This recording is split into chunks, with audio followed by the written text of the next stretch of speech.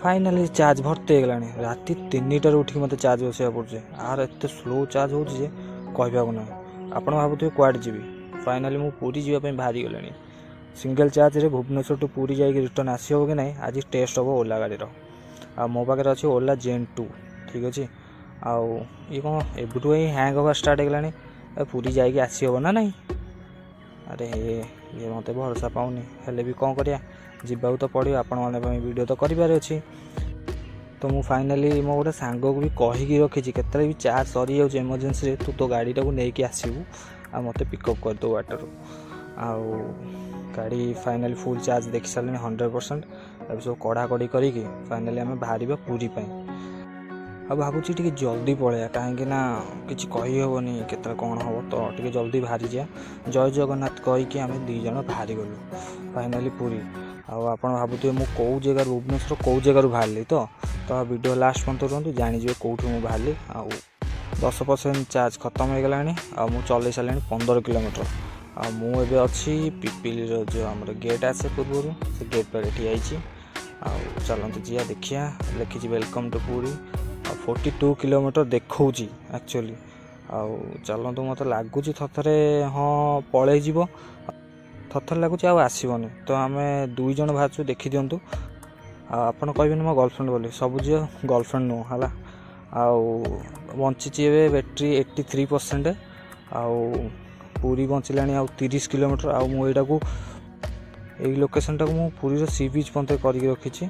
आउ चलते जीवा केते परसेंट चार्ज बचुचे आगू सब अपडेट पाइबे आउ हो गला 75% आउ चार्ज बंची आउ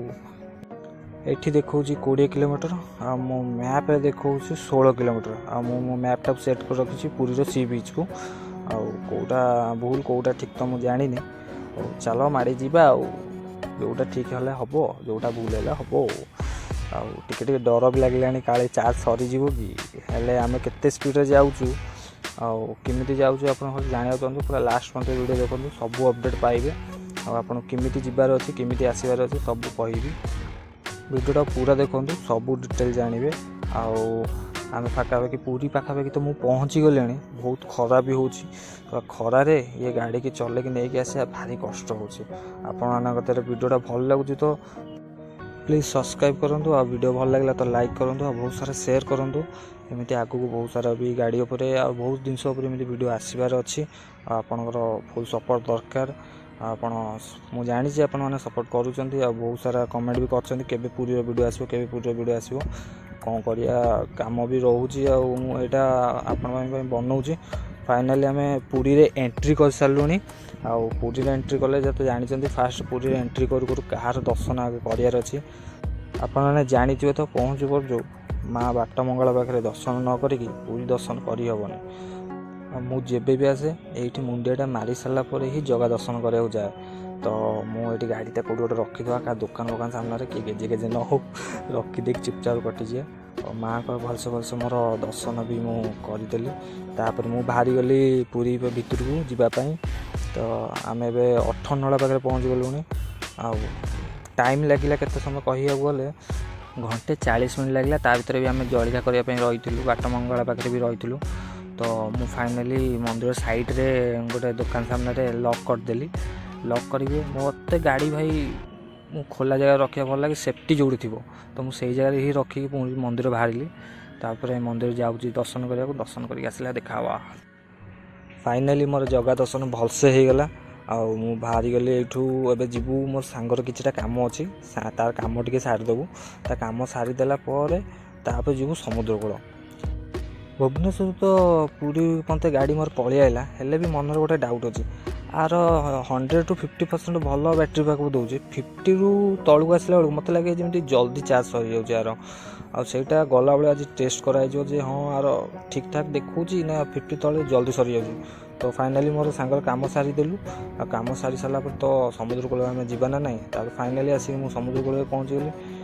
ये मजा मस्ती कराब टे बसा हे आउ लाली चा टे पीकी आउ समुद्र कूल टे पवन फवन खाई पुणी फाइनाली आम बाहरी गलु घर को जावाई आ चार्ज देखी दिखाँ 63% अच्छी ठीक अच्छे आम यही समुद्र कूल घर को जावाई बाहरी जीवु। କେତେ ଘରକୁ ସକ୍ସେସ୍ରେ ଯାଇକି ପହଞ୍ଚିଗଲୁ ତ ମୁଁ ପ୍ରାୟ ଟାଇମ୍ ଓଲାରେ ହିଁ ଆସିବି, ପେଟ୍ରୋଲ ଗାଡ଼ି ଟୋଟାଲ୍ ନେଇକି ଆସିବିନି।